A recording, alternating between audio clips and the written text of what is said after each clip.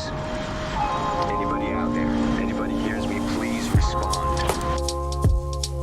Hi guys, today we're here to talk about new releases coming out between January and March. This video was supposed to go up earlier in the year, but my city is on fire. I wrote a little community note saying that anything was going to be delayed, so this is the best we got. 13 books I was going to talk about have already come out by the time you're seeing this video. I'll flash those up here right now, so whatever you're seeing right now, whatever little collage I've made of them, those are the ones we already missed our chance to talk about. Total, I had 76 books. I've chosen the top 33 that I actually want to talk about, and the rest I'll put in more little collages on your screen. I really want to talk about 4 more that are coming out in January, 15 that are coming out in February, and 14 that are coming out in March. So I'm gonna get right into it, and I'm gonna move over here so I can put the posters up nice and big. Anyway, first up is, sorry, I had to fix my camera settings there for a second. So, first up, a book that's coming out on January 21st is called The Rainfall Market by Yu Yangguan. On the outskirts of Rainbow Town, there's an old abandoned house. They say that if you can send a letter detailing your misfortunes there, you could receive a ticket. If you bring this ticket to the house on the first day of the rainy season, you'll be granted entrance into the mysterious Rainfall Market, where you can choose to completely change your life. No one is more surprised than Saren when she receives a ticket. Lonely and with no real prospects for a future, Saren ventures to the market, determined to create a better life for herself. There, she meets a magical cat companion named Isha, and they search through bookstores, perfumeries, and fantastical realms, while Saren tries to determine what her perfect life will look like. The catch? Saren only has 1 week to find her happiness or be doomed to vanish into the market forever. And all the while, a shadow follows quietly behind them. And then we have 3 books coming out on January 28th.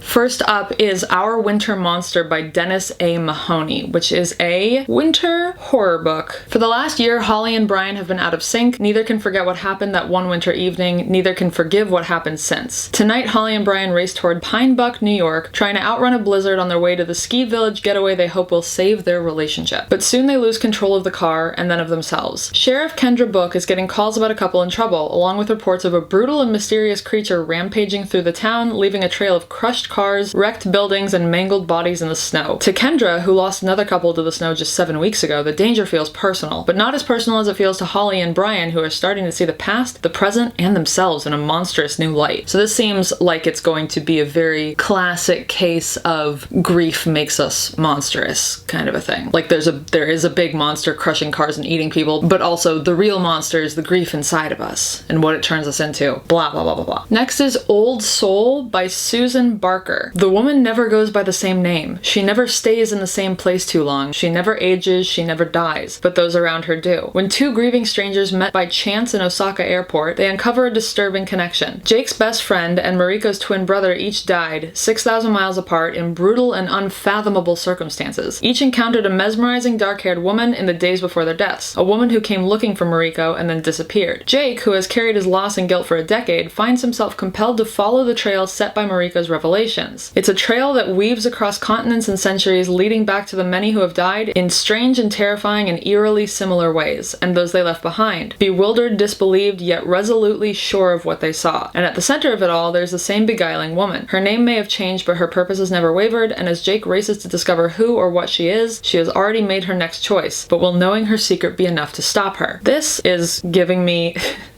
The Ring vibes. 7 days until you die, a dark-haired woman popping up and then killing people. It definitely feels like it's gonna be a literary horror, probably. Third, for January 28th, is called Blob, a love story. I'm a little sad. When I first saw that this book was coming out, it had this cover. This was the cover I was seeing. And now I'm seeing this cover for it. I feel like the other cover is maybe the UK version or something, and I missed that one because I don't like the US cover as much. The daughter of a Taiwanese father and white mother, Vi Liu has never quite fit into her Midwestern college town. Now at 23, after getting dumped and dropping out of college, Vi works as a front desk attendant at a hotel where she refills cucumber water samovars and fends off overtures of friendship from her bubbly blonde coworker Rachel. But when Vi decides to accompany Rachel to a local drag show, her life changes forever. In the alley outside the bar next to a trash can is a blob with beady black eyes. Unable to leave it behind, Vi picks up the creature and in a moment of drunken desperation, takes it home with her. As her pet blob becomes sentient, V realizes that it obeys her commands and she decides to mold the blob into her ideal partner. She feeds it sugary cereal and a stream of pop culture, and soon the creature transforms into a movie star handsome white man. A white man?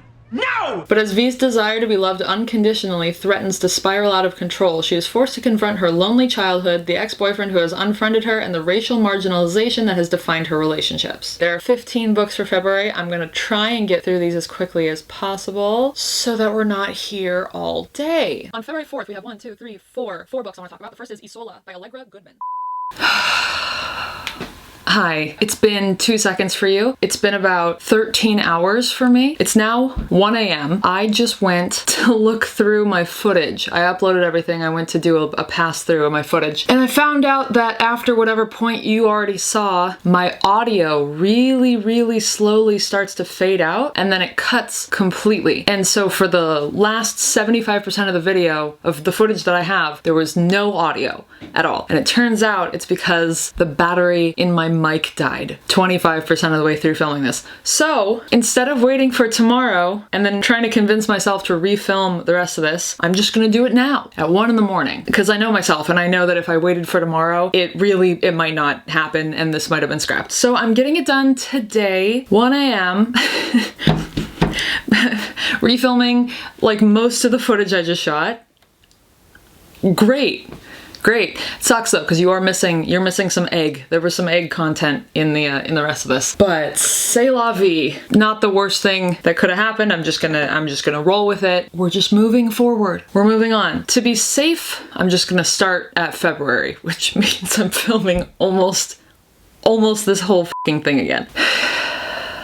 15, I can't believe I'm doing this again. 15 books to talk about in February. I'm having like deja vu, because didn't I already do this? Yeah, you f***ing did. There are 4 books that I want to talk to you about that are coming out on February 4th. The first of which is called Isola by Allegra Goodman. Marguerite is an heir. She's destined for a life of prosperity, but then she's orphaned, and this man she's never met before becomes her guardian. He sells her property to pay his debts, leaving her destitute, and insists she accompany him on an expedition to New France. Isolated and afraid, she befriends the man's servant, and the two begin meeting secretly aboard the ship, drawn together by an intense attraction. But when the man discovers Marguerite's deception, his rage is all-consuming. As punishment, he maroons her and her lover on a small island, condemning them to certain death. Once a child of privilege, Marguerite is now at the mercy of the elements. Without food or shelter, she must learn to hunt and live in a cave. As the weather turns, blanketing the island in ice, survival becomes nearly impossible. I think what I had said when I recorded the video before is that it sounds like a mix between Castaway and Bridgerton, with a little bit of Pirates of the Caribbean. Captain Jack Sparrow gets marooned on an island. You know, he ropes a couple of sea turtles with the hair from his back, kind of a thing. Next is Glyph by Ali Smith. There is very little information on Glyph, but someone that read it reviewed it and said Ali Smith is always up to something weird, and I'm always looking for weird books, so that caught my attention real fast. An uncertain near future, a story of new boundaries drawn between people daily, a not very brave new world. Add 2 children and a horse. From a Scottish word meaning a transient moment, a shock, a faint glimpse, Glyph explores how and why we endeavor to make a mark on the world. In a time when Western industry wants to reduce us to algorithms and data, something easily categorizable and predictable, Smith shows us why our humanity, our individual complexities matter more than ever. Then that's all we get. There's no other info.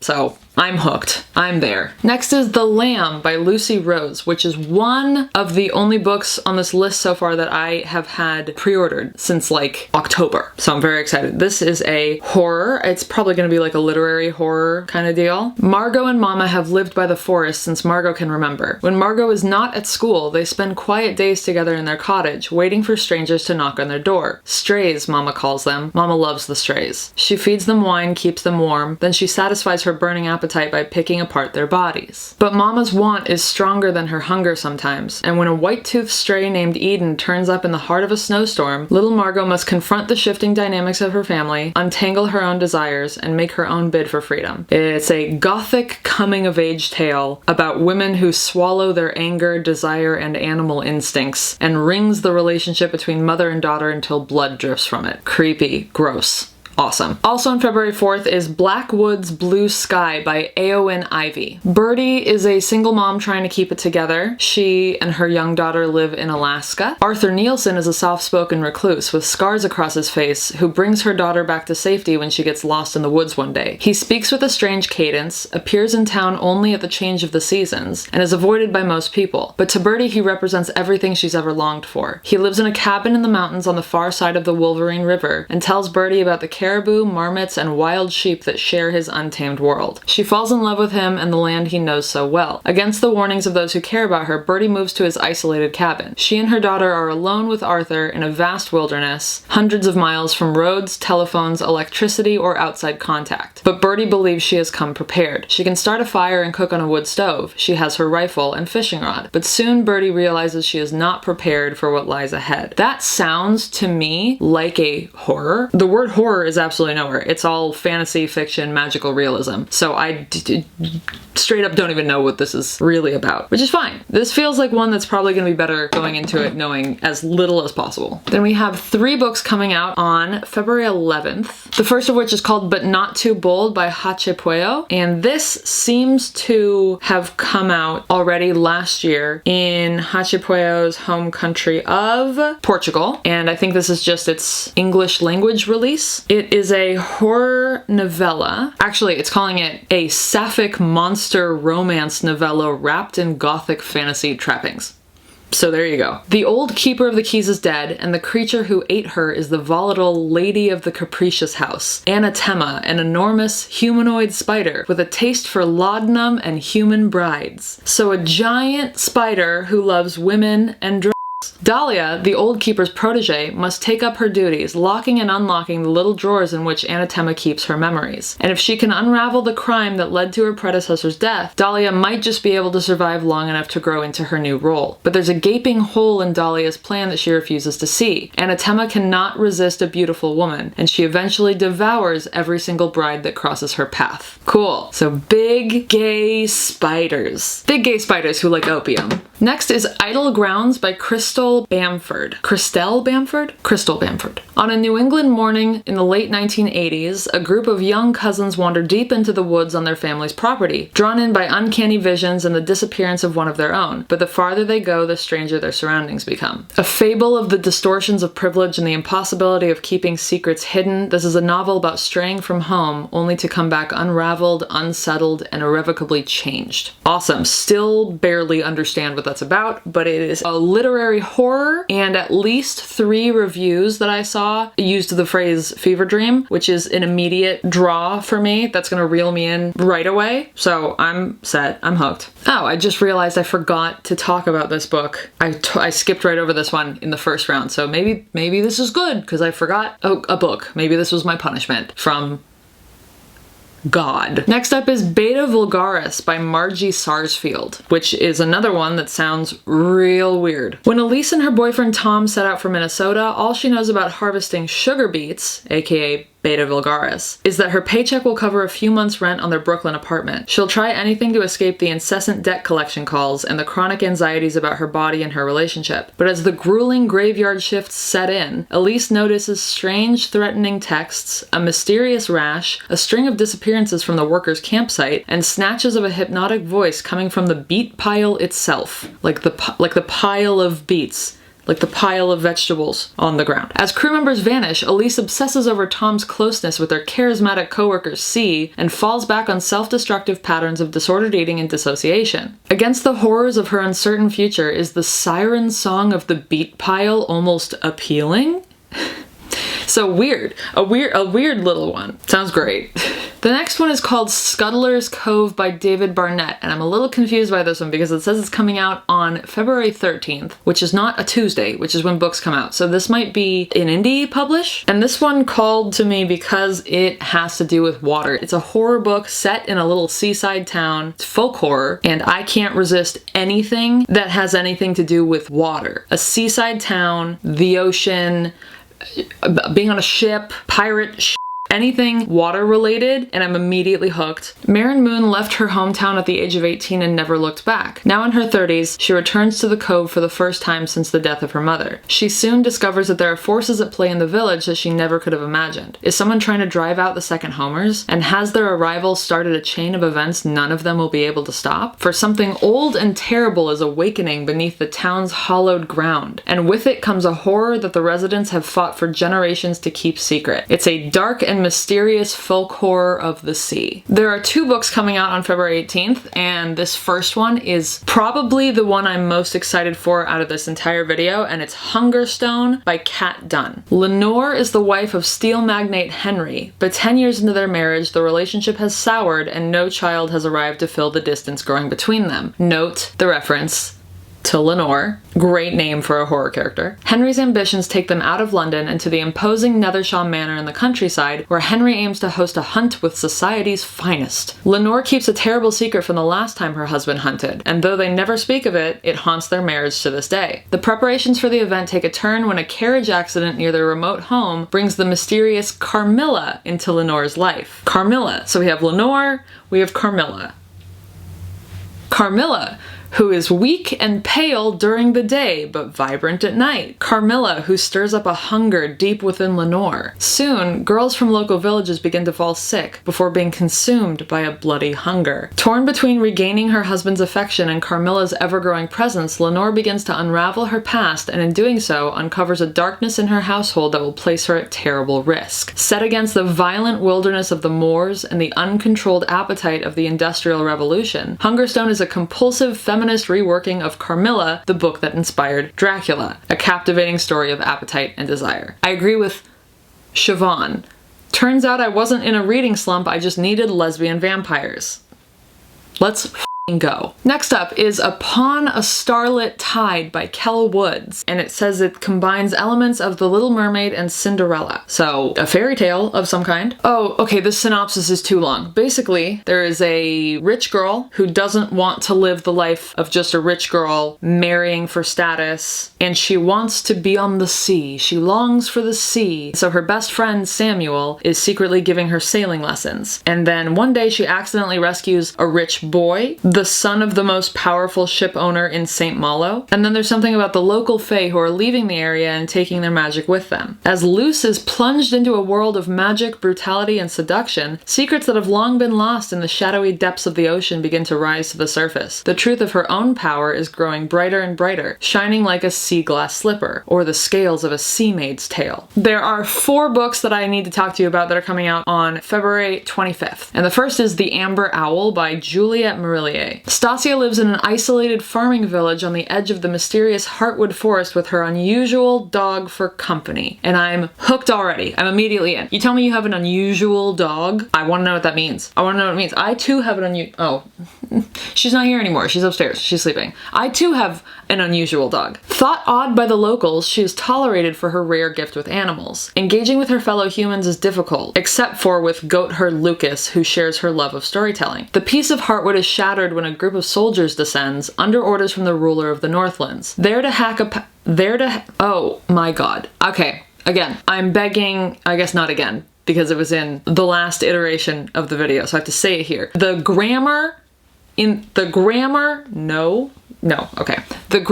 this synopsis is so atrocious, and I'm begging editors to edit their own synopses before they send them in to be posted on Goodreads and Amazon and Barnes and all these places. Because for you to use the wrong version of there in a synopsis for your book, it doesn't look good for you. Sorry. Anyway, there to hack a path through the forest and find the fabled treasure said to lie deep within. And that's just the end of the sentence. That's not a full sentence. Stasia's village falls into chaos. The task is clearly impossible. The forest is alive with bears and wolves, and the old tales speak of evil spirits, monsters, and uncanny beings. Nobody has ever gone deep into Heartwood Forest and returned safe and well, which is giving the Butcher of the Forest vibes Oh, come on. Where are you? The Butcher of the Forest. The Butcher... Where are you? I'm gonna put it up here. It's giving the Butcher in the Forest vibes. A dangerous wood that no one ever comes out alive from. Yada yada yada yada yada. Anyways, all of my gear keeps messing up today. I just tried to put a new card in my camera and it said this card is write protected, and I don't know what that means. so okay, I don't know where that cut off. I'm just gonna move on. The next book for February 25th is The Strange Case of Jane O by Karen Thompson Walker, which is a sci-fi mystery fiction book. In the first year after her child is born, Jane suffers a series of strange episodes: amnesia, premonitions, hallucinations, and an inexplicable sense of dread. As her psychiatrist struggles to solve the mystery of what is happening to Jane's mind, she suddenly goes missing. A day later, she is found unconscious in Brooklyn's Prospect Park, in the midst of what seems to be an episode of dissociative fugue. When she comes to, she has no memory of what has happened to her. Are Jane's strange experiences related to the overwhelm of single motherhood, or are they the manifestation of a long-buried trauma from her past? Why is she having visions of a young man who died 20 years ago, who warns her of a disaster ahead? Jane's symptoms lead her psychiatrist ever deeper into the furthest reaches of her mind and cause him to question everything he thought he knew about so-called reality, including events in his own life. At first you think maybe it's like a postpartum depression thing, and then it goes into that ending part. I don't know. Again, probably a good one to go into knowing as little as possible. Next is Green Teeth by Molly O'Neill, which it says is perfect for fans of T. Kingfisher, which makes almost too much sense because the Green Teeth as a character are in Thornhedge by T. Kingfisher. Beneath the still surface of a lake lurks a monster with needle-sharp teeth, hungry and ready to pounce. Jenny Greenteeth has never spoken to a human before, but when a witch is thrown into her lake, something makes Jenny decide she's worth saving. Temperance doesn't know why her village has suddenly turned against her, only that it has something to do with the malevolent new pastor. Though they have nothing in common, these two must band together on a magical quest to defeat the evil that threatens Jenny's lake and Temperance's family, as well as the very soul of Britain. It sounds kind of T. Kingfisher-y to me. It gives me a little bit of Nettle and Bone vibes also. Next is Something in the Walls by Daisy Pierce, which is said to be Midsummer meets The Exorcist meets The Witch. And The Witch is one of my top 2 favorite scary movies of all time. So I'm hooked. I'm in. Newly minted child psychologist Mina has little experience. In a field where the first people called her experts, she's been unable to get her feet wet. Instead, she aimlessly spends her days stuck in the stifling heat wave sweeping across Britain, and anxiously contemplating her upcoming marriage to careful, precise researcher Oscar. The only reprieve from her small, close world is attending the local bereavement group to mourn her brother's death from years ago. That is, until she meets journalist Sam Hunter at the grief group one day, and he has a proposition for her. Alice Weber is a 13-year-old girl who claims a witch is haunting her. Living with her family in their crowded home in the remote village of Bannathel, Alice's symptoms are increasingly disturbing and money is tight. Taking this job will give Mina some experience. Sam will get the scoop of a lifetime and Alice will get better. Mina is sure of it. But instead of improving, Alice's behavior becomes increasingly inexplicable and intense. The town of Bannathel has a deep history of superstition and witchcraft. They believe there is evil in the world. They believe there are ways of ... dealing with it, and they don't expect outsiders to understand. So we have maybe some witches, probably an exorcism. I'm sold. The last book from February is called One Came Back by Rose McDonough. I'm not sold on this coming out in January because it's like 2 weeks out and it doesn't even have a cover, doesn't have a single review. So I'm gonna say a really quick line about this and we're gonna move on because I don't think this is coming out yet. This woman had a friend named Nikki and he died when they were teenagers, and then when she's grown up, she meets a man named Nicholas who looks and sounds exactly like her friend Nikki, and he also knows some things that only Nikki should know. Is it a ghost story? Is it something darker? Is Emily simply going mad? And that's all I'm going to cover with it for right now because I really don't think this is coming out in February, right? Okay, so 6 weeks out, but still there would be a cover, there would be info about it. And now I have 14 books to talk about again from March. 1, 2, 3, 4, 5. There are 5 books coming out that I want to talk about on March 4th. The first is The Unworthy by Augustina Bazterrica, who is an Argentinian author, so the translator is Sarah Moses. Augustina Bazterrica is the author of Tender of the Flesh, which wasn't my favorite book. I think I gave it a 3.5 stars, but this one sounds like I'll like it more, so crossing her fingers. From her cell in a mysterious convent, a woman writes the story of her life in whatever she can find. Discarded ink, dirt, and even her own blood. A lower member of the Sacred Sisterhood, deemed an unworthy, she dreams of ascending to the ranks of the enlightened at the center of the convent and of pleasing the foreboding superior sister. Outside, the world is plagued by catastrophe. Cities are submerged underwater, electricity and the internet are non-existent, and bands of survivors fight and forage in a cruel, barren landscape. Inside, the narrator is controlled, punished, but safe. But when a stranger makes her way past the convent walls, joining the ranks of the unworthy, she forces the narrator to consider her long-buried past and what she may be overlooking about the enlightened. As the two women grow closer, the narrator is increasingly haunted by questions about her own past, the environmental future, and her present life inside the convent. How did she get to the Sacred Sisterhood? Why can't she remember her life before? And what really happens when a woman is chosen as one of the enlightened? A searing dystopian tale about climate crisis, ideological extremism, and the tidal pull of our most violent, exploitative instincts. This is another unforgettable novel from a master of feminist horror. Sounds better than Tender as the Flesh, at least to me. A lot of people love Tender as the Flesh, so don't listen to me. Next is Our Infinite Fates by Laura Stephen, which I've been excited about for a while now because I am a sucker for certain tropes. And the number one trope I am a sucker for is the idea of like reincarnated soulmates. Like soulmates who they find each other again in every life. I'm a sucker. I'm a sucker for that. I know I don't read romance, but if I were to read romance about soulmates who find each other over and over, it has the little magical realism aspect to it. Maybe I would like romance more. Anyways, The Invisible Life of Addie LaRue meets This Is How You Lose the Time War. I'm in. I'm in. They've loved each other in 1,000 lifetimes. They've killed each other in every one. I'm in. I'm ready to eat. Evelyn remembers all her past lives. She also remembers that in every single one, she's been murdered before her 18th birthday. Oh, I forgot that it's YA. Right. It's YA, which is not... whatever. She's been murdered before her 18th birthday by Arden, a supernatural being whose soul and survival is tethered to hers. The problem is that she's quite fond of the life she's in now, and her little sister needs her for bone marrow transplants in order to stay alive. If Evelyn wants to save her sister, she'll have to 1. Find the centuries-old devil who hunts her through each life before they find her first. 2. Figure out why she's being hunted and finally break the curse. And 3. Try not to fall in love. Gimme! I want it. I want it immediately. I don't even care that it's YA. I want it now. Next, also on March 4th, is They Bloom at Night by Trang Tan Tran. Another YA book. It's a YA horror. We're gonna roll with it though, because it sounds sick. A red algae bloom has taken over Mercy, Louisiana. Ever since a devastating hurricane, mutated wildlife lurks in the water that rises by the day. It's giving Annihilation vibes. But Mercy has always been a place where monsters walk in plain sight, especially at its heart, the Cove, where Noon's life was upended long before the storm at a party her older boyfriend insisted on. Now, Noon is stuck navigating the submerged town with her mom, who believes their dead family has reincarnated as sea creatures.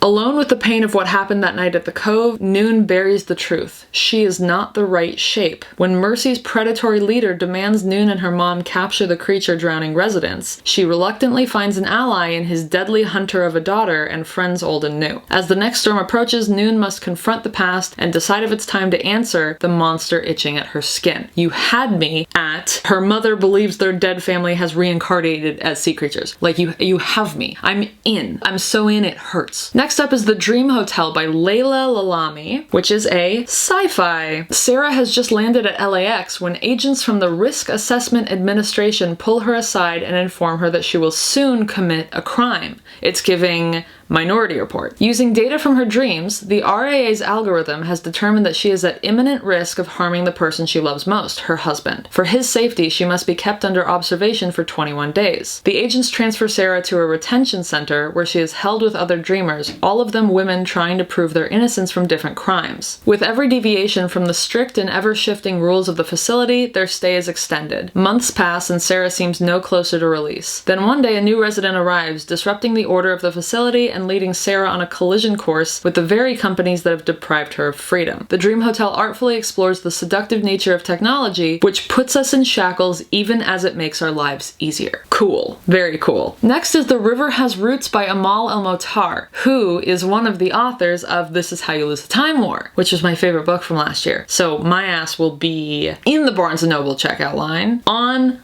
March 4th. In the small town of Thistleford, on the edge of Faerie, dwells the mysterious Hawthorne family. There they tend and harvest the enchanted willows and honor an ancient compact to sing to them in thanks for their magic. None more devotedly than the family's latest daughters, Esther and Isabel, who cherish each other as much as they cherish the ancient trees. But when Esther rejects a forceful suitor in favor of a lover from the land of Faerie, not only the sisters bond, but also their lives will be at risk. And that's all that we get. I love a short synopsis. I don't want a synopsis that tells me the entire plot of the book. I'm very excited. It's going to be great. Next is another one that I don't think is going to come out on March 11th when it says it's going to come out, and that's Wildlife by Amanda Ledoux. I don't think it will come out because there is one single rating, and by now every other book has, 50 to 150 ratings of people who've received ARCs and stuff. I'm going to do a quick little recap.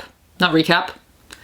Precap. In 19th century Scotland, Josiah is banished by his father for seeing the divine in the animals around him and sent to Siberia with a small Christian mission to purge such nonsense from his soul. One night he's visited by what he thinks is God in animal form. His saviors, a hyena and her mate, rescue him from a natural disaster that kills everyone else and brings him safely home, and then he founds a religion based on his belief that God granted speech to the hyenas as part of a divine plan to heal and exalt the human race. The hyenas are named Barbara and Kendrith. With their beautiful strangeness, they utterly transform the people they encountered over succeeding generations. As Josiah's church gathers adherents, more and more animals start to speak to humans, from baby gorillas to seductive alligators. It seems weird. I really hope it comes out when it's supposed to come out, but I can't imagine that it's going to. We've got 8 more to go. We can do this. There are 4 books coming out on March 18th that I want to talk to you about. The first is The Third Rule of Time Travel by Philip Fracassi. Scientist Beth Darlow has discovered the unimaginable. She's built a machine that allows human consciousness to travel through time, to any point in the traveler's lifetime, and relive moments of their life. An impossible breakthrough, but the traveler has no way to interact with the past, they can only observe. After Beth's husband, the co-creator of the machine, dies in a tragic car accident, Beth is left to raise their daughter and continue the work they started. Mired in grief and threatened by her ruthless CEO, Beth pushes herself to the limit to prove the value of her technology. Then the impossible happens. Simply viewing personal history should not alter the present, but with each new observation she makes, her own timeline begins to warp. As her reality constantly shifts, Beth must solve the puzzles of her past, even if it means forsaking her future. Love a Black Mirror-ass book. And speaking of a Black Mirror-ass book, the next one up is called Murder by Memory by Olivia Waite. Welcome to the HMS Fairweather, Her Majesty's most luxurious interstellar passenger liner. Room and board are included, new bodies are graciously provided upon request, and should you desire a rest between lifetimes, your mind shall be most carefully preserved in glass in the library, shielded from every danger. Near the topmost deck of an interstellar generation ship, Dorothy Gentleman wakes up in a body that isn't hers, just as someone else is found murdered. As one of the ship's detectives, Dorothy usually delights in unraveling the schemes on board the Fairweather, but when she finds that someone is not only killing bodies but purposefully deleting minds from the library, she realizes something even more sinister is afoot. Whatever it is, Dorothy intends to solve this case, because someone has done the impossible and found a way to make murder on the Fairweather a very permanent state indeed. A mastermind may be at work, and if so, they've had 300 years to perfect their schemes. Apparently this is like a sci-fi mixed with a cozy mystery, and I'm not one for cozy books. I don't like cozy fantasy, I don't like cozy anything. I don't like cozy, but maybe this will do it. The next one is one that I don't have to look up anything about. It's called Sunrise on the Reaping. It is the next prequel for the Hunger Games. And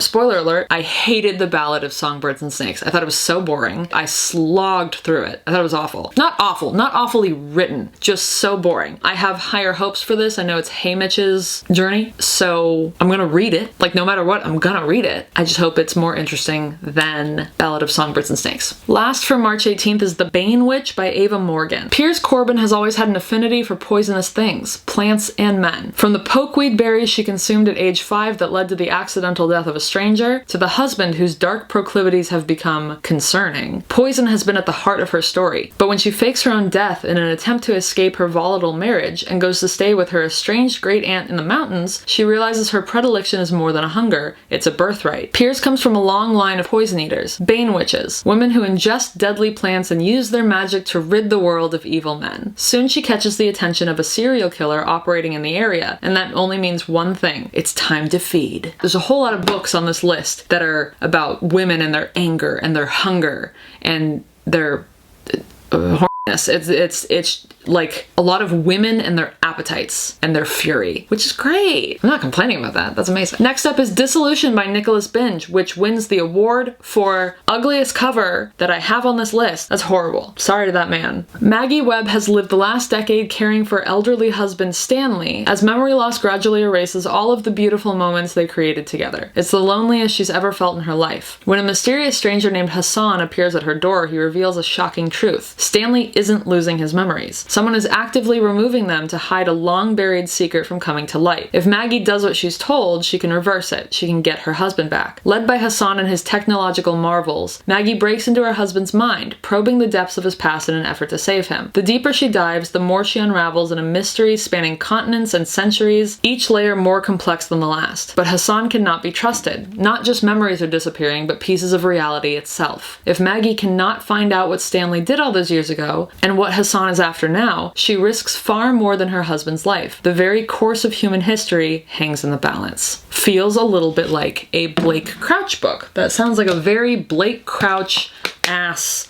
synopsis. Next up is the second book that I've had pre-ordered since October, and that's Blood on Her Tongue by Joanna Van Veen, who also wrote My Darling Dreadful Thing, which is a book I have here on my shelves and I haven't read yet. I'm so sorry to Joanna Van Veen. The Netherlands, 1887. Lucy's twin sister Sarah is unwell. She refuses to eat, mumbles nonsensically, and is increasingly obsessed with a centuries-old corpse recently discovered on her husband's grand estate. The doctor has diagnosed her with temporary insanity caused by a fever of the brain. To protect her twin from a terrible fate in a lunatic asylum, Lucy must unravel the mystery surrounding her sister's condition, but it's clear her twin is hiding something. Then again, Lucy is harboring secrets of her own too. Then the worst happens. Sarah's behavior takes a turn for the strange. She becomes angry and hungry. Lucy soon comes to suspect that something is trying to possess her beloved sister. Or is it madness? As Sarah changes before her very eyes, Lucy must reckon with the dark, monstrous truth or risk losing her forever. Again, hungry women. Penultimately, we have Tilt by Emma Petit, which is a survival book. I don't even know what this would classify as. Annie is 9 months pregnant and shopping for a crib at IKEA when a massive earthquake hits Portland, Oregon. With no way to reach her husband, no phone or money, and a city left in chaos, there's nothing to do but walk. Making her way across the wreckage of Portland, Annie experiences human desperation and strangers offering help, a riot at a grocery store, and an unlikely friendship with a young mother. As she walks, Annie reflects on her struggling marriage, her disappointing career, and her anxiety about having a baby. If she can just make it home, she's determined to change her life. A propulsive debut, Tilt is a primal scream of a novel about the disappointments and desires we all carry and what each of us will do for the people we love. And last up, we have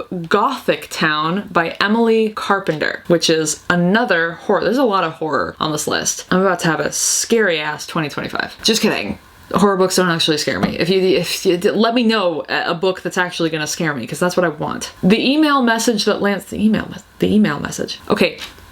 Edit your synopses correctly. The email that lands in Billy Hope's inbox seems like a gift from the universe. For $100, she can purchase a spacious Victoria home in Juliana, Georgia, a small town eager to boost its economy in the wake of the pandemic. She can leave behind her cramped New York City rental and some painful memories. Plus, she'll get a business grant to open a new restaurant in a charming riverside community laden with opportunity. After some phone calls and one hurried visit, Billy and her husband and daughter are officially part of the Juliana Initiative. That's giving me Lost vibes.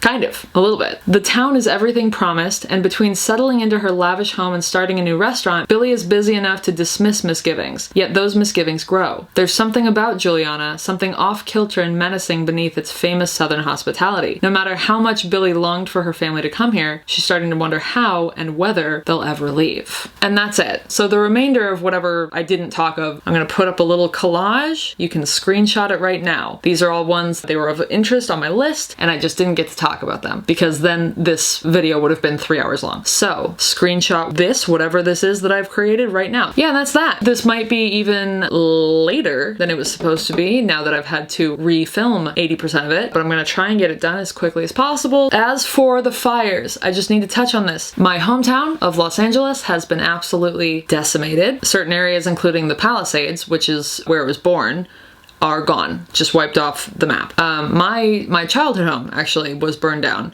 We haven't lived there for a very, very, very long time, but it's still, it's just devastation. And if by any chance anyone watching this feels like they want to donate, I am going to put links in the description box to fire stations. I'm going to compile places and I'll put any links there for you. There will most probably also be links where you can send clothing to. Thank you for your consideration even in that. It's been a really, really horrible 10 days. Anyways, that's it. That's all. Thank you for being here. If you can hear me, if you can read the subtitles, I love you very much. And I hope I see you very, very, very soon. And I hope that you have a fantastic week. Thanks. Bye.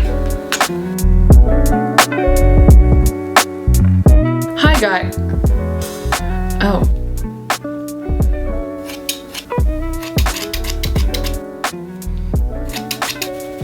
Oh. Hi guys. Ego! Egg wanna say hi.